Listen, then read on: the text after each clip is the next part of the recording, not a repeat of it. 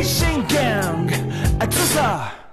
フィッシングギャングのあずさです。今日はですねルアーの動かし方についてやっていきたいと思います。近年ですねルアー人口も結構増えてるということで、どうやって動かしたら釣れるのっていう質問を結構受けることがあります。なので今回はですねいろんなルアーの動かし方をですねより深掘りしながら丁寧に教えていきたいと思います。それではプラグの説明をしていきたいと思います。プラグといえば一般的にはプラスチックでできたルアーを指します。なので、今回いろんなプラグを持ってきたんですけど、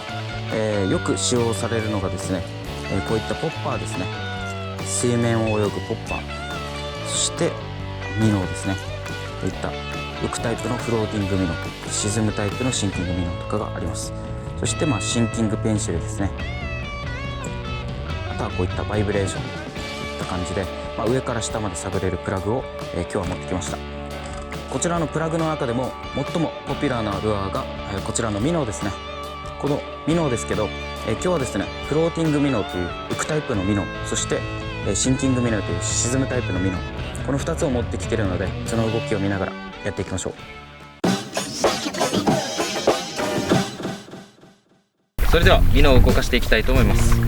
まずはこちらのフローティングミノーですね。浮くタイプのミノーから動かしていきます。まず基本のただ巻きですね。投げて巻くだけです。このただ巻きの中でも竿を立てながら巻くっていうのと、竿を下ろしながら巻くっていうのと、あと早巻きとかスローリトリーブとかいろいろあります。基本的にはただ巻きっていうのは一定に巻くことですね。早いにしてもゆっくりにしてもとにかく一定に巻き続けることですね。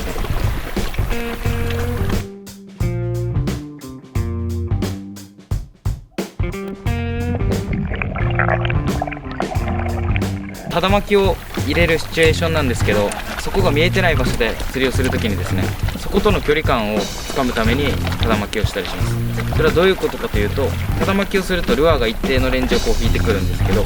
その時に根があったりするとただ巻きの合間に岩に当たる感覚が伝わってきます。ゴンゴン。そしたらそこがちょっと浅くなってきてるとか、そこには根があるなっていうのが分かります。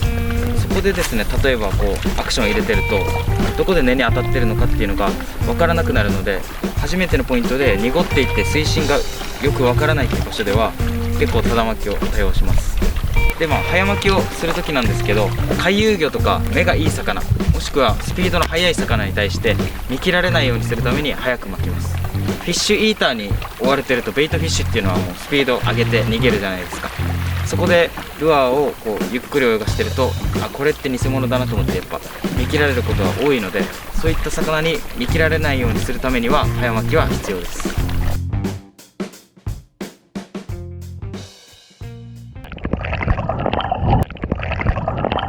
続きましてはこちら沈むタイプのシンキングミノーです。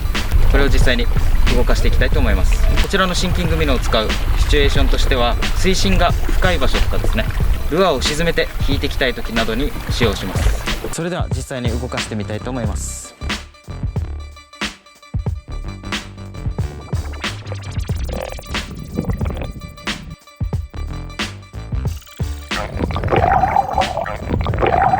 基本的に魚っていうのは根についたりとか、影にいたりとかするんですけど、旗とかですね、いわゆるミーバイ系っていうのは落ちてくる動きに非常に弱いです。そういった時にシンキングミノーであれば投げて根があるところまで引っ張ってきて、で根の上で止めてゆっくり沈ませると、この沈ませてる間に下から浮いてきて魚が食ってきたりするので、フローティングミノーにはできない誘い方をすることができます。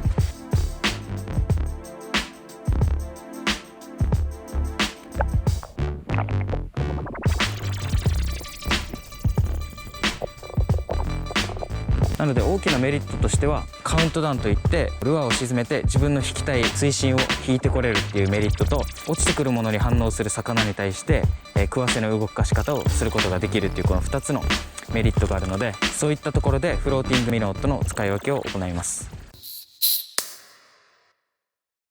そしてですね、こちらのフローティングミノー、そしてシンキングミノー共通のアクションとしてはトゥイッチとジャークっていうのがあります。それを実際にやっていきましょう。トゥイッチはですね、竿先を叩きます。でその幅は様々なんですけど、小刻みにですね、こういう感じでちょんちょんちょんちょんちょんちょんちょんちょんと叩きながら巻いていきます。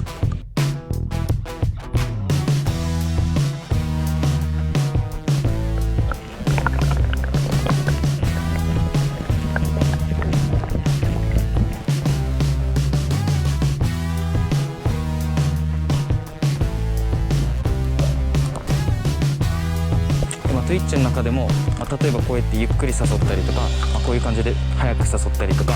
いろいろあるんですけど、基本的にはもう竿先をこう叩くようなアクションのことを Twitch って言います。Twitch が有効な場面は根がかりがしやすい場所とかですね。そういったところでルアーが暴れてくれることによって根がかりしにくくなります。あとはTwitch をすることによってレンジが少し上に上がってくるので、それも根がかりしにくいことにつながります。それと魚に対してのメリットはパニックアクションといって、魚が例えば1回攻撃されたりとか追われてる魚がこうイレギュラーな動きをするんですけど、その動きを再現することができるので、フィッシュイーターの捕食スイッチを入れることもできます。続いてはジャークをやっていきます。ジャークはですね、こう竿を小刻みに動かすというよりは叩きつけるような感じですね。タンとこう、分かりやすく言えばTwitchが細かくてジャークがちょっと強い感じですね。大振りで力強い感じの動きになります。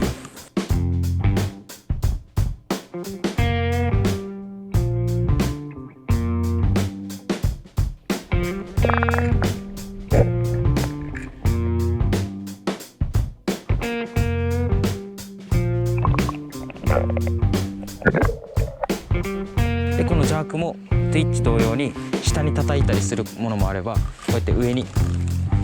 しゃくったりすることも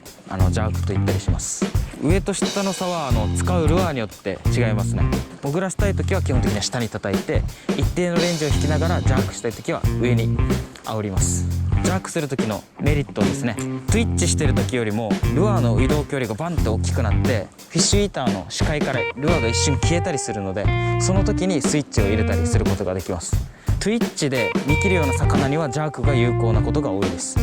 基本的にはその現場に行ってそのフィッシュイーターの動きを見ないと、ただ巻きがいいのかTwitchがいいのかジャークがいいのかっていうのはわからないんですけど、状況に合わせて根がかりのしにくさとか魚を寄せる力の強さっていうのをこのジャークとTwitchによって変えることができます。強さの表し方でいくと、一番魚を寄せる力が弱いのがただ巻きです。でその次にTwitchが来て、一番魚を寄せる力が強いのはジャークです。なので初めてのポイントで魚がいるかどうかを確認したい時はTwitchとかジャークをすることが多いです。で確実にここには魚がいてしっかり見せて食わせたいなっていう時はただ巻きをしたりします。続いてはこちらです。シンキングペンシルですね。シンキングペンシルっていうのはトップウォーターでペンシルっていうのがあるんですけど、それの名前の通り沈むタイプです。でこのシンキングペンシルの特徴は、ルアーが落ちてる時にでもこうヒラヒラして魚を誘います。あとただ巻きで釣れたりアクション入れても釣れるので、釣り人の操作によって釣果が大きく変わるルアーです。このシンキングペンシルなんですけど、一番のメリットはやはり飛距離が出ることですね。空気抵抗を受ける部分がないので、誰が投げてもかなり飛びます。ただ一つデメリットがあるといえば、根がかりを回避するリップがついてないので少し根がかりしやすいってところですね。なので練習が必要なルアーです。それではこのシンキングペンシルの使い方を早速やってみましょう。まずこちらのシンキングペンシルの最大の特徴は飛距離が出ることですね。空気抵抗を受ける部分がないので、やはりよく飛びます。もう一つの最大のメリットがですね、自分の引きたい水深を引いてこれるっていうところですね。例えばミノーとかだとリップがついてるので、自分の引きたい層からスタートはさせきれるんですけど、リップが水を噛んで潜ろうとするので、そこから巻きながら浮くことはないんですよ。ですがこちらのシンキングペンシルは潜るためのリップはついてないので、上に浮かせたりとか一定に巻いて同じ層を引いたりとか、ゆっくり引いてこう潜らし気味に引いてきたりと、自分の引きたい層をコントロールしやすいです。フィールドに縛られないルアーですね。それではですね、こちらのシンキングペンシルでの水深の刻み方を動かし方も兼ねてやっていきたいと思います。まず例えば水深が浅くて表層を引きたい時ですね、そういう時はもう竿を立てて気持ち早めに巻きます。そうすることによってもう水面直下しか引けないので根がかりはしにくいです。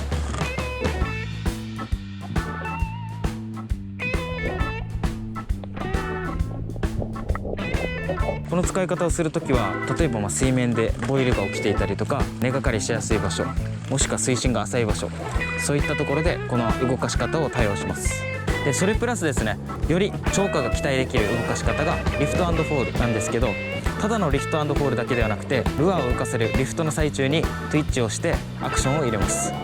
それでは実際にやってみましょう。まず投げて沈めます。沈めたらこう竿をちょっと立ててですね、ちょんちょんちょんちょんちょんっていう感じで少しツイッチをしながらルアーを浮かせます。でその後に今こうルアーが沈んでいってるんでフォールを入れるっていう感じで、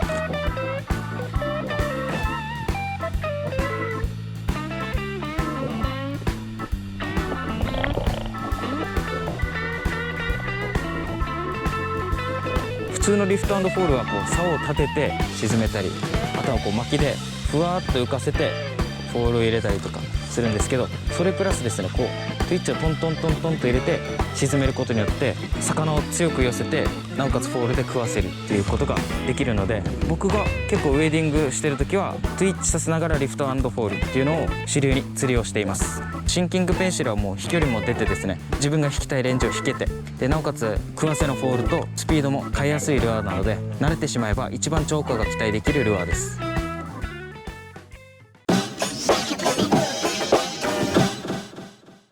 続いてはこちらですね、ポッパーと呼ばれるトップウォーターです。トップウォーターといえばもう水面を泳ぐルアーで根がかりすることとかがなくてですね、結構僕的には初心者向きだなと思ってるルアーなんですけど、このポッパーは口がカップになってます。これが一番の特徴ですね。トップウォーターといってもペンシルとか、羽物だったりとかいろいろ種類があるんですけど、こちらのポッパーはですね、沖縄ではやっぱり集魚力が一番高くてですね、扱いやすいトップウォーターになってます。なので今日はこちらも紹介していきます。それではこちらのポッパーの動かし方を早速やってみましょう。基本的にはもう2つですね、ポッピングとドッグウォーク、この2つが基本的な動かし方になります。はい、それではまずやっていきましょう。はい、ポッピングですね。ポッピングは竿を下に叩きつけるような動きになります。この時にポッパーの口の部分のカップが水を噛んでポコンポコンと音を立てながら動きます。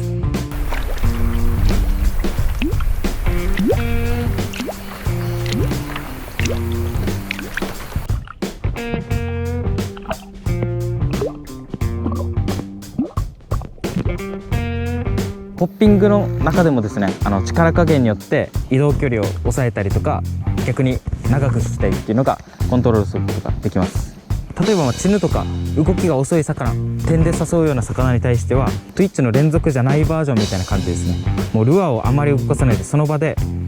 ポコンとやって、ポコンというスプラッシュの中にルアーがあるような感じですね。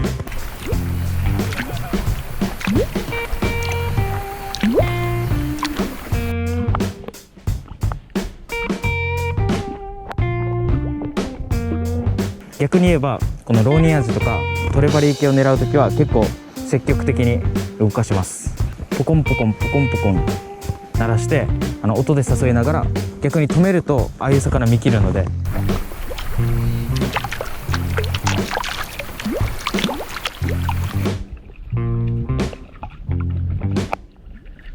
狙ってるターゲットによってこの力加減とか引く長さを変えていくのがこのポッピングです。続いてはですね、ドッグウォークです。ドッグウォークっていうのはルアーが首を振りながら泳ぐことをドッグウォークっていうんですけど、この動かし方をさせます。でほとんどのポッパーがですね、このドッグウォークもできるようになってます。基本的にはペンシルがこのドッグウォークに特化しているルアーではあるんですけど、ポッパーもペンシルと同じように首を振らしながら引くことができます。でその時の動かし方はポッパーみたいにこうポコンポコンっていうような感じではなくて、こうトゥイッチのように竿先を叩きながら一定にアクションをさせます。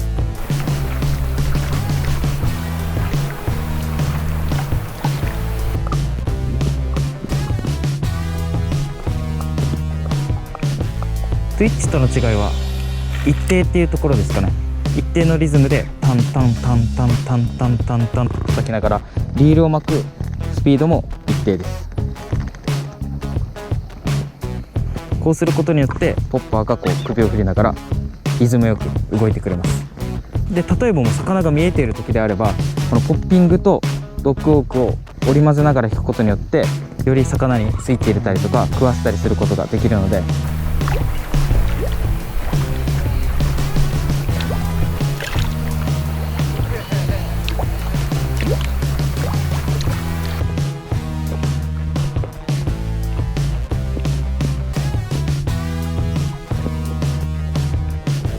目で見て釣れ方が変わってくるのがこの水面を泳ぐトップウォーターの醍醐味です。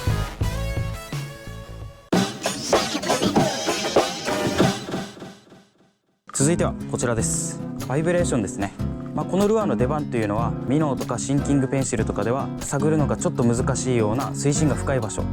例えば漁港とかですね、水深が5m、6m あって浅いところを泳ぐルアーではうまく誘いきれないって場所で出番があります。こちらのバイブレーションですね、飛距離も出るしいち早く深いところを探ることができるので、とにかく1匹を釣りたいっていう方はこちらのバイブレーションは結構おすすめです。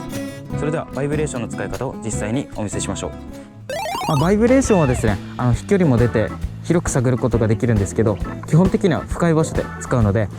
僕が今やってるようなこういう浅い場所ではあまり使いません。ですがちょっと動かし方をやっていきたいと思います。バイブレーションはもう基本的にただ巻きです。もう投げて、ついたらもうすぐに巻き始めます。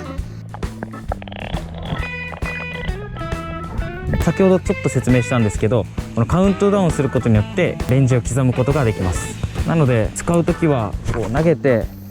着水したらすぐ巻き始めたりとか、次の1投で1秒カウントダウンして巻き始める、次2秒カウントダウンして巻き始めるっていう感じでこう刻んでいくことができるんですよね。いわゆるもうサーチウェイトって言われてるぐらいなんで、とりあえず広く探ってポイントの状況を知るために使ったりするルアーです。このバイブレーションの特徴としては、ミノーとかに比べるとルアー自体の動きのピッチが細かいので、大きい動きをするルアーを見切る魚に対してはかなり効果的です。分かりやすく言うと、擦れてる魚には結構バイブレーションが強い状況が多いです。あともう一つのメリットとしては、少し対抗があるんですよね。このシルエットがかなり良くてですね、こういったリーフで言えばエーグアとか、いわゆるスクっていうのがベイトになってたりで、河川ではアシチンと呼ばれる泥食いがベイトになってたりするんですけど、意外とこの細身の魚より対抗があって平たい魚がベイトになってることの方が多いので、マッチ・ザ・ベイトっていう考え的にはバイブレーションの方が意外とベイトに合ってたりします。そしてもう一つの代表的な使い方としてリフト&フォールっていうのがあるので、その動かし方をやっていきたいと思います。投げて、そこまで落とします。そこまで落とす時はこうやってカーブフォールといって止めててももう沈むのが早いので、そこまで落ちます。でもう少し水深が深い場所であるとこうベールを開けて糸を送り込んでそこまで落とします。でそこからですね、こういう感じで竿を煽ってルアーをぐるぐるぐるって浮かせます。でその後こうフォールといってそこまで落とすっていう感じでギザギザに誘ってくることをリフト&フォールと言います。こうやって浮かせてそこまでつける、浮かせてそこまでつける。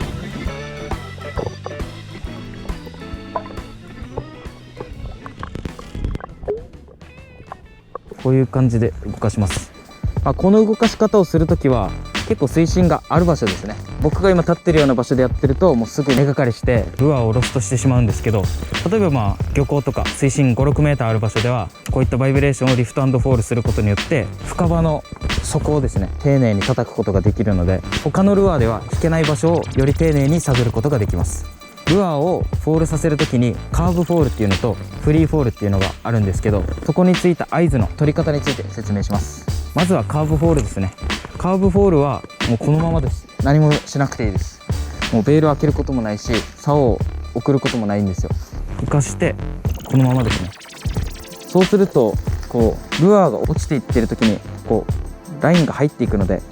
ルアーが沈んでいってラインが入っていってピッと張ります。でこの張ってる間っていうのは釣り人側にルアーが引っ張られてきてるんで、例えば僕の拳がルアーだとしたらこういう感じで近づいてきてドンとそこにつきます。でそこについたら糸のたるみがポンって出たりとか、もしくはこうヒップが少し曲がっていたのがトンとこの曲がりがなくなります。これがそこについた合図です。次はフリーフォールの判断の仕方です。投げて、ついたら水深が深い場所ではこのベールを開けます。ベールを開けてこう糸がパラパラパラパラって出ていってピタッて止まった時が着底の合図です。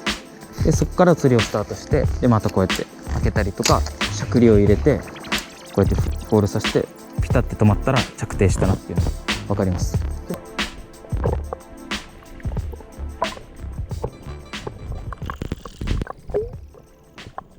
でもう一つですね、水深が浅い場所での、フリーフォールのやり方なんですけど、しゃくって竿先をこう送ります。でドンと着底を感じ取るタイプのフリーフォールっていうのがあって、それはどういうことかというと、先ほど同じように説明すると僕の拳がルアーだとしてしゃくってきてこう浮かしたルアーが下に沈もうとするんですけど、その時に止めてしまうとこうカーブフォールになっちゃうんですよ。ですがそこで竿先をこうやって送ることによってこの糸のたるみができますね。この糸のたるみができることによってルアーが下に沈んでくれます。こういう感じで。なのでパッとしゃくり上げてここまで来たルアーを真下に落としたい時は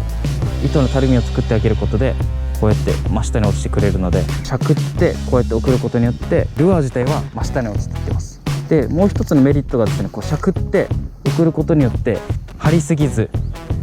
緩めすぎずっていうところで、この微妙な張り具合でスーッと送ることができるので、ボール中に魚がバクッと食って